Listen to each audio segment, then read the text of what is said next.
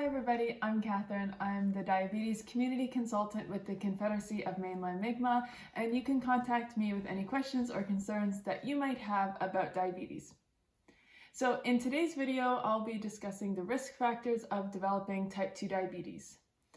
Type 2 diabetes is a lifelong lasting condition that affects many people's lives. Okay, so let's assess risk factors for type 2 diabetes, and we want to do this annually. We have a list here and we're going to go through those. So if you have someone in your family who has type 2 diabetes, then this puts someone at risk. So if your parent or your children or your siblings have diabetes, and also those who are of high risk populations, which would include Indigenous populations. If you have history of gestational diabetes or prediabetes, that also puts you at risk. So there's lots of different risk factors to consider. We're just going to go down the arrows here, and if you have no risk factors, then we're going to follow these arrows. If you're less than 40 years old, you are a low moderate risk and there's no screening that's needed right now.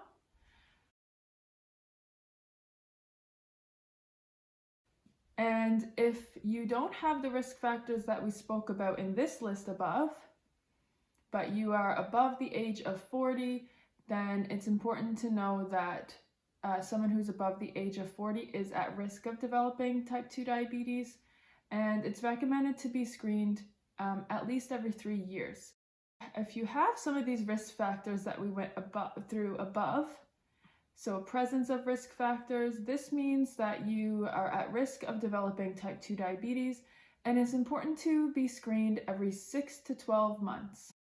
So it's important to make sure that you contact your doctor and set up an appointment to arrange screening for type 2 diabetes. If you're at risk of developing type 2 diabetes, know that there are different lifestyle habits that you can do to help prevent it from developing or to delay the onset. And some of these are things like healthy eating, staying physically active, making sure that you're getting enough sleep. And I'll be going over these healthy lifestyle tips in the next video, so please stay tuned.